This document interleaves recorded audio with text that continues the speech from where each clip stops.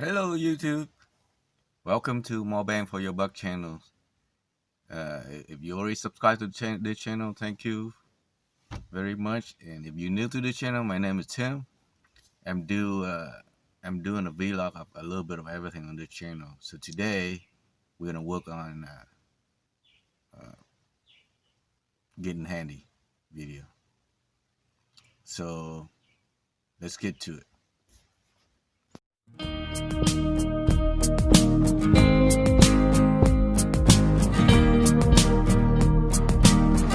So if you own a vehicle and you see this engine light lit up, this is the most worrisome sign for anybody that owns a car. It could be not too bad or it could be very bad. So it depends. So how do you know what's going on in this this vehicle? Normally when you see that amber looking engine light lit up on your odometer, what it do is telling you there's some kind of issue going on in your vehicle, because there's a computer that constantly monitors the condition of your engine and everything that relates to how to get the engine running. So normally they would store some kind of error code. How you gonna know what that error code is? So you can either, if you don't know anything, then you just take to the mechanic. They will charge you money. Some will charge, some won't. You can go to AutoZone, they can read for you free. But if you decide, I think everybody should own they call it OBD2 code reader. So you can on Amazon they sell it. I probably put a link on all the stuff that I'm gonna put it. So you either get one of these very simple one, and all it does is read the code, and you can reset once you fix the problem, or you just reset it and then that light will go away, but then will come back if the problem wasn't fixed. Or you can get a little bit more complicated one, like the one I'm gonna use. And some of them, they sell the one that's really cheap too, that you can use your phone to connect to it too also, this one. But either any of those OBD2 that you decide to use is be helpful for you to troubleshoot the problem in your vehicle. Even if you're not gonna do it yourself, at least you know what's going on before you take to the mechanic, so they don't screw you over. A lot of these mechanics, they try to screw you over. If said it enough, if you're a woman, they will try to screw you over, and they're gonna tell you stuff that there's nothing wrong with the car. And even if it is, like my wife aunt, they say they fix it, but then they never fix it. They reset the thing, and it like a month or two, it came right back. And I opened it up. It turned out it didn't do anything. They just swapped the ignition coil. Oh, by the way, this problem I'm having is called P302, which is misfire on cylinder number 2. So I've been having this problem since I was doing my long road trip. In the middle of my long road trip, and the code came up, and the engine really run really bad. I mean, idle really bad. So today I'm going to show you how you can read the code and troubleshoot from there. All right. But before we do that, I highly advise people to, if you own an old vehicle like this one, this is a 1999 Toyota Sienna. A lot of newer cars, they don't sell this kind of manual anymore. So these are very helpful. So what it does, there's all kind of information in here with parameters, stuff like that. So when you're troubleshooting, you have some kind of reference to use. So it's very helpful to get one of these. It doesn't have to be. There's a Chilton. This one is what? Hain. There's another brand called Chilton also. But nowadays, they figure out how to make more money from you. So they force you to subscribe to their website on a yearly basis, so they can get money from you every year instead of owning this. And it's good for other life when you own the vehicle, right? This thing costs about 20 bucks. But with this book, so far, I already got my money back using this book. But anyway, let's go ahead and take a look at what I'm going to use to troubleshoot my stuff. So, of course, an ohm meter, a voltmeter, whatever you want to. Because this one will read ohm, volt, and amp. I got this from Harbor Freight for about 10 bucks. Like I said on my previous thing, I show you this one. This is an OB2. It's a little bit more fancy than the regular one. Because what it does is read the code from arrow code from the engine, from the transmission, from the airbag system, from the supplement restraint SRS, supplement restraint system. So like 4 different systems that you can read from here. So any kind of code coming up, you can read it and reset it once you fix it. Hopefully you fix it. Sometimes, if you reset it and never come back, then it's good. You save money, right? Like my friend on his Honda Odyssey, on the SRS system, he have a code say the seatbelt switch is, in op. But what happened? It got stuck. So once the code got in there, stay there until you reset it. So it's good to have stuff that you be able to reset. And he had it like that for years. So it's good to have one of these. These are called, I think it's about mid-range price, 139 bucks. The cheapest one you can get is 20 something, which only read the code and reset. All right. In order for this to work properly, you can plug it in. There's a port that you can plug it in right here. Let me show you. Normally, the OBD2 port usually locate right where your pedal and brake pedal is, somewhere in this area here, under here. So in this case, it's this thing here. So all you have to do, see that white thing right there? Just plug it in. And once you plug it in, you should see something like this. Plug it in, you should see a screen like this coming up. But it doesn't mean it's going to be able to read the information from the computer inside your vehicle. So you need to turn it to this condition here. Let me see, let me focus for you. Yeah, you got to put it on the on position, and then you're gonna do diagnose. So this one is a little bit more complicated, so I'm gonna do it. So you can do it this way specifically for the vehicle, or you just do. Normally the cheap one would just do this. It's just gonna do read all kind of system available that you can read.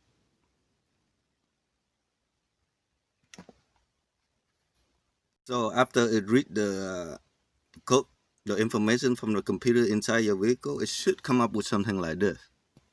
But this is irrelevant. Each reader will have a different way of displaying. But right now, it show inside here, there's 3 codes. So let's see what code it is, right? Actually, no. Right now, see read code. So this return, there's 4 code in here. P4. Right now, this is a good reader. It already tell you what it means, the code. If you have a cheap code reader, it only give you the code number. It doesn't tell you what it is. So what you could do is go on Google and search what code it is. So the first code is P300. Second one is P302, and it says cylinder 2 misfire detected. P305, misfire detected.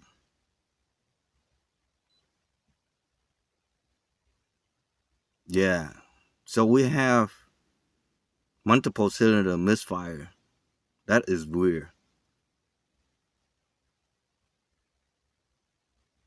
I didn't expect that. So I got 2 different code now instead of just one like before. Before I only had code P302, which is like misfire number 2. So in my head right now, I'm thinking is You know, this car is have over 200,000 miles.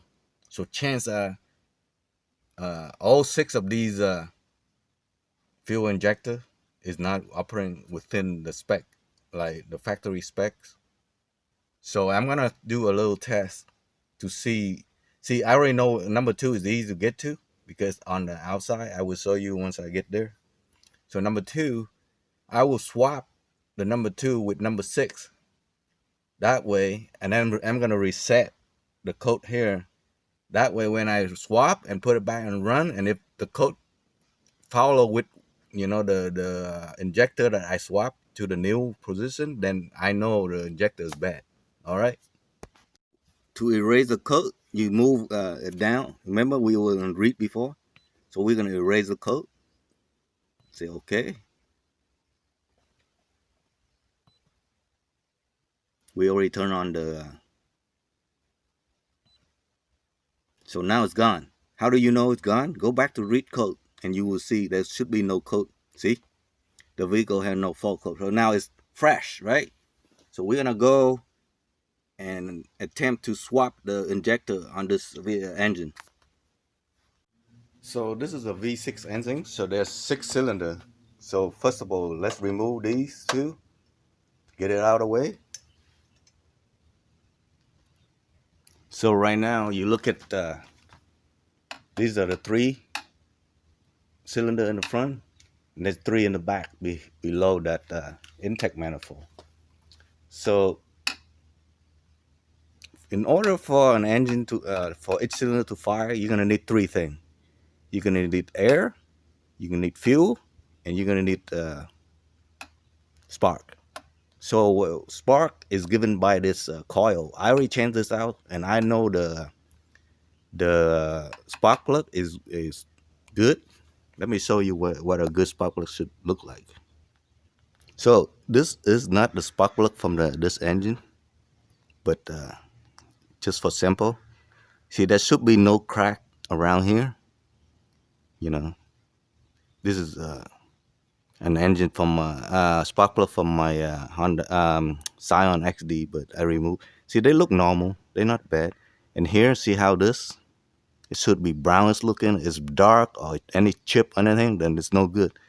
So if you want, you can always remove and replace another new spark plug just to eliminate the issue. So I already tested out the coil good, the plug good, and I know the air filter here is good coming in. The only thing I haven't swapped out is the injector, which is sitting behind here. See this, the fuel rail? Yeah, don't be scared of all these components. A lot of time they only hold in by a couple nut and bolts. So I'm gonna remove this, and then that way you can see this.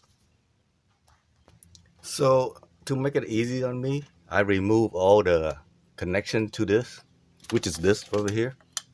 So that way I have room to work. Also these electrical, see how like this go there, right there, this go there, and that go there, just to get it out of your way. So you see you have room to work. So what we are working on is this rail over here. So let me go ahead and remove it. And oh, by the way, right here, these are the injector. So what you could do is measure the ohm on each of these. And remember that book I showed you? There's a specification the what kind of ohm you should be able to read here. I already did it. They a little bit below the threshold, but in this troubleshoot setting, I'm just gonna move this guy. Remember the 302 is this right here, number 2, right? And here number 6. So remember number 5 back there. So I don't know. I think these injector, you know, had its day. They are old. They 200,000 miles later. They are old. They are very very expensive. They like almost $60 a piece. So imagine if I had to change 4 of these. That's $240. So right now I'm just gonna troubleshoot to see if I can actually narrow down if this is the problem. Okay. So I removed the nut here and here. which is holding this in there. See, put this out of the way. If you want to, you can disconnect this, but be careful because these are plastic. They might break off. So I'm just gonna leave it here. So to remove this rail, I think there's like one, two.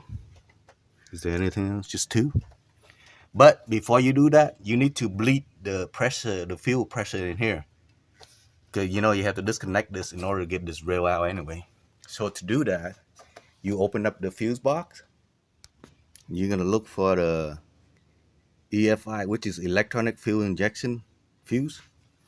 That's a 15 amp, right? Let's see where 15 amp is.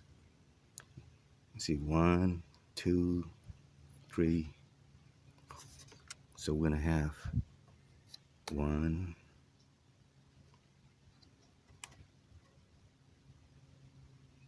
5 amp, 5 amp, 15 amp, and 15 amp. This one. So you're gonna take it out using the tool. Yep, take it out. So now what you do is go inside and crank the engine, and it should not start. But what it does, it relieves the pressure inside the fuel. See that? It won't start. So, but now there's no fuel pressure in there. So normally you would use new seal for these, right? They sell seal. So since I'm gonna reuse this, I'm gonna clean this area very well with some carburetor cleaner. Next, I'm gonna remove this bolt. This is a fuel line that attached to the rail. So I loosen up this thing. So watch. See, I put some brack there so it catches any fuel that spill out. So pay attention. There's another washer in between this, and there's a washer over here. This is sealing. This is metal to metal seal. So make sure you put a rack there so you can catch. Watch. See that? See that little washer there? In between there? Right here. In between here. All right? So you just lift it straight out. See right here? Sometimes the injector stay there. That's okay.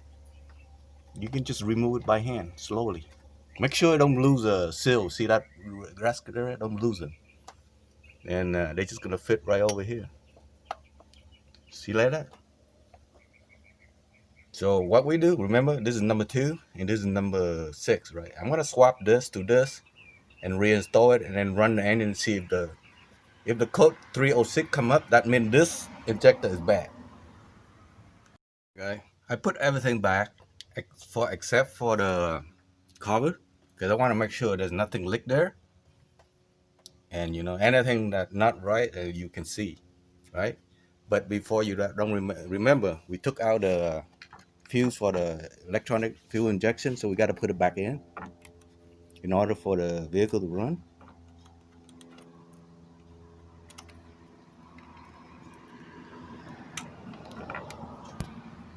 All right, I'm inside the driver's seat.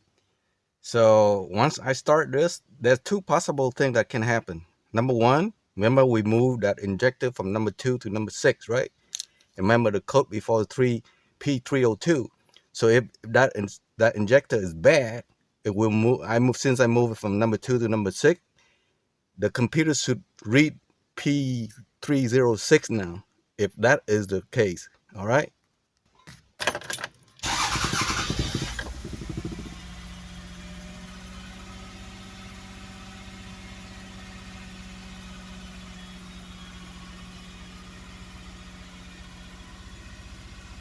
Sometimes you might not get the code right away. You have to drive a while to see it. So I will keep you what the result is. Right now it doesn't show. Remember, all clean, no engine. Because right now I still have to run for a while in order to know. Actually, you know what? I can do this. So this OBD reader is a little bit more extended. It have the function of reading misfire. Remember, I moved that injector to from number 2 to number 6. Let me see where number 6 is. So there's no misfire on number 6, and we still have misfire on number 2. So what that tell me is we have issue with the either the intake valve or exhaust valve. That is something a little bit beyond my skill. So like I said, I'm just gonna dry this like as is. So it's not the injector issue, it's the valve system. All right. Anyway, thanks for watching. I will see you on the next video. Bye now.